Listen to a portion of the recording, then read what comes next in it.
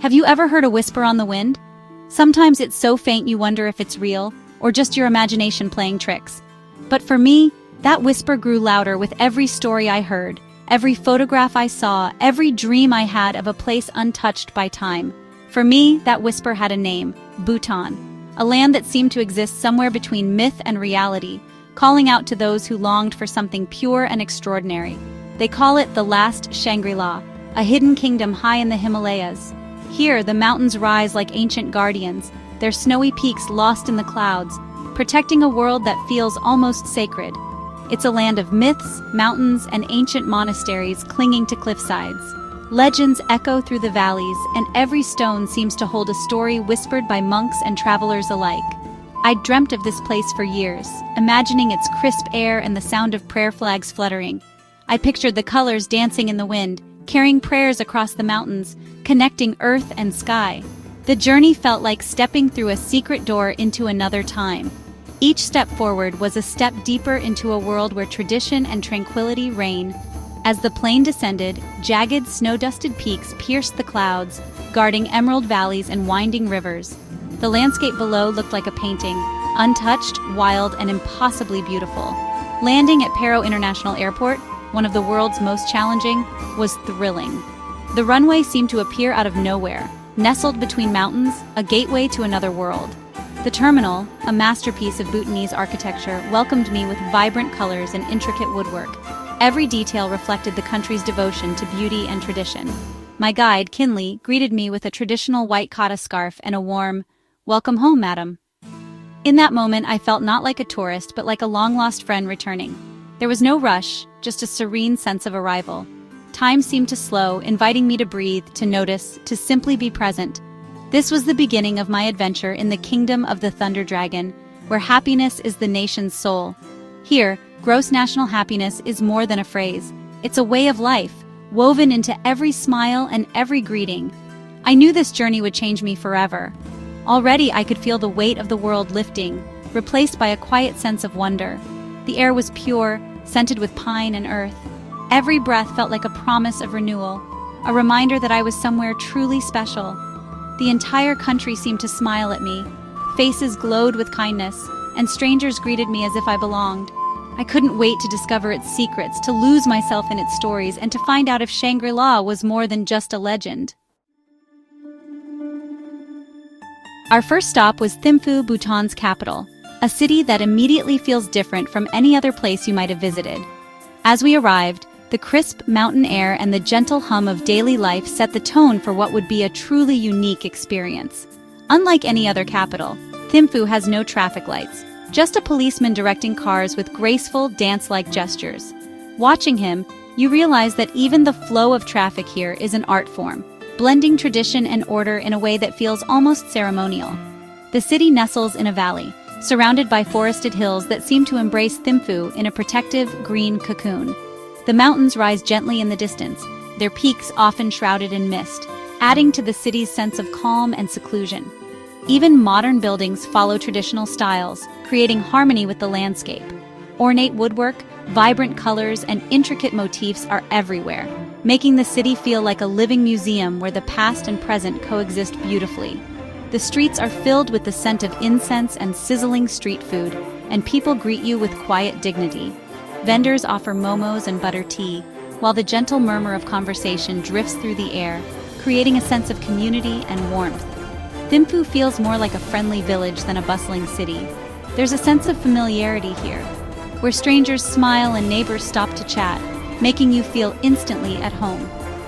We visited the Buddha Dordanma, a colossal golden statue overlooking the valley, radiating peace. Its serene gaze seems to watch over the city, offering a sense of protection and spiritual calm to all who visit. Inside, thousands of smaller Buddhas fill the statue, a monument to faith and hope. Each one is a symbol of compassion, and together they create an atmosphere that is both humbling and uplifting.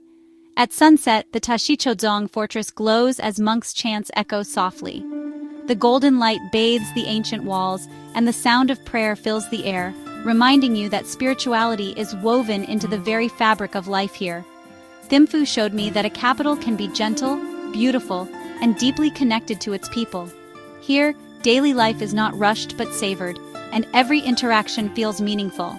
It soothes the soul rather than overwhelms the senses. In Thimphu, you find space to breathe, reflect, and simply be present. Here, importance is measured in tranquility, not noise. Thimphu invites you to slow down, appreciate the moment, and discover the quiet joys of a city unlike any other. Leaving Thimphu, the vibrant heart of Bhutan, we set out early in the morning, the city still wrapped in a gentle mist. The streets were quiet, with only a few locals beginning their day, and the distant sound of prayer bells echoed softly through the valley. We journeyed east toward Punakha, the ancient capital, following a road that seemed to disappear into the clouds. The anticipation of what lay ahead filled us with excitement and a sense of adventure. The road wound higher into the mountains, each turn revealing more breathtaking views, deep valleys carpeted in green, distant peaks dusted with snow, and villages perched on hillsides like hidden gems. We passed through ancient pine and rhododendron forests, their branches heavy with dew. The air grew cooler and thinner, carrying the scent of earth and wildflowers, and the mist clung to the treetops, creating an ethereal atmosphere. At Dokdala Pass, over 3,100 meters high, we stepped out to a panoramic view of the snow-capped Himalayas, an epic, humbling sight that made us pause in awe. The mountains stretched endlessly, their peaks piercing the sky, reminding us of nature's grandeur. The Druk Wangyal Chortans, 108 memorial stupas, stand at the crest, surrounded by fluttering prayer flags. Each stupa is a symbol of peace and remembrance, their white forms glowing softly in the morning light. Walking among them, the only sounds were wind and the gentle flapping of flags. It was a place for quiet reflection, where the spirit of Bhutan could be felt in every stone and whisper of the breeze. From the pass, the road descended into the lush Punakha Valley, where pine forests gave way to terraced fields and a subtropical climate. The landscape changed dramatically, with vibrant greens and golden rice paddies stretching as far as the eye could see. The air was thick with the scent of blossoms and fertile earth, and the sound of rushing rivers echoed through the valley. Everywhere, life seemed to flourish in the warm embrace of the land. It felt as if we were descending from the heavens into a hidden paradise, a world untouched by time, where nature and tradition exist in perfect harmony. The journey itself was as magical as the destination, each moment along the way offering new wonders and quiet revelations. Bhutan's scenery unfolded slowly, each mile a revelation, inviting us to savor the beauty and serenity of this extraordinary land. Arriving in Punakha Valley felt like stepping into a painting. At the confluence of two rivers stood Punakha Dzong, the Palace of Great Happiness. Its white walls, red and gold roofs, and blooming jacaranda trees were breathtaking. Crossing the cantilever bridge into the Dzong felt like entering a sacred space. Monks in red robes moved through courtyards, their chants vibrating through the ancient stones. Inside, vibrant murals and towering statues filled the temple with devotion and artistry. The Dzong is a living center of faith and governance, standing resilient for centuries. Here, spirituality, government, and nature coexist in harmony. Punakha Dzong fills your heart with wonder and quiet joy. Bhutan's unique philosophy, gross national happiness, shapes every aspect of life. The fourth king declared happiness more important than GDP, prioritizing well-being over wealth. It's a holistic approach, balancing material and spiritual needs. 4 pillars guide it: sustainable development, cultural preservation, environmental conservation, and good governance. Free education and healthcare, traditional architecture, and national dress reflect this philosophy. Bhutanese people embody gentleness, kindness, and a deep sense of community. Markets buzz with contentment, not chaos. I spoke with locals who described happiness as harmony with nature, time for family, and security in their culture. Their government cares for well-being in the broadest sense. It's a quiet confidence that their way of life is worth protecting. Bhutan measures progress in contentment, not currency. It's a lesson in what truly matters. Bhutan fiercely protects its natural world. Over 70% remains forested by law. This commitment makes Bhutan not just carbon neutral, but carbon negative. It absorbs more carbon than it produces, acting as a green lung for the planet. Buddhist beliefs root this reverence for nature. Mountains, lakes, and forests are sacred. Rivers run clear, forests teem with life, and endangered species thrive. Tourism is limited by a daily fee, ensuring sustainability and supporting local communities. Walking through pristine forests, I felt gratitude for Bhutan's wisdom. They understand that human well-being depends on a healthy planet. Bhutan offers a blueprint for a more harmonious world. In Paro Valley, the landscape is a mosaic of rice paddies, changing from emerald to gold with the seasons.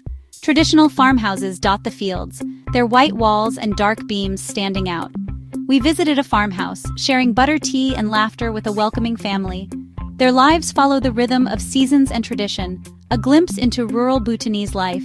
The valley is home to ancient temples like Kichu Lakhang, thick with history and devotion. Paro town is charming and unhurried, its shops filled with authentic crafts. Shopkeepers share stories behind their wares, never rushing a sale. The valley exudes peace and timelessness, where the past lives in the present. It was the perfect place to prepare for our final adventure. Paro Taktsang, the Tiger's Nest Monastery, clings to a sheer cliff, 900 meters above the valley. Legend says Guru Rinpoche flew here on a tigress and meditated in a cave. The climb begins in cool morning air, winding through pine forests and prayer flags. The path is steep, but camaraderie among pilgrims lifts your spirits. Halfway up, a tea house offers the first magical view of the monastery floating in mist. The final ascent crosses a waterfall before reaching the sacred entrance. Inside, temples and meditation caves glow with butter lamps and incense. No photos are allowed, forcing you to be fully present. Looking out from the monastery, suspended between earth and sky, I felt transformed. The climb is more than a hike. It's a spiritual journey that leaves a mark on your soul. As my time in Bhutan ended, I felt a sweet sorrow. Bhutan had been an education for the heart, teaching the power of gentleness, happiness before wealth, and deep connection to land and faith. On the flight home, I reflected on the smiling policeman, the giant Buddha, Dachula Pass, and the tiger's nest. These memories are gifts I'll carry always. Bhutan is proof that a different world is possible, where progress is measured in smiles and the environment is sacred. It's a story of hope, written in mountains and monasteries. My journey to the Last Shangri-La ended, but its story within me has just begun. Until I return, I'll keep the whisper of Bhutan alive.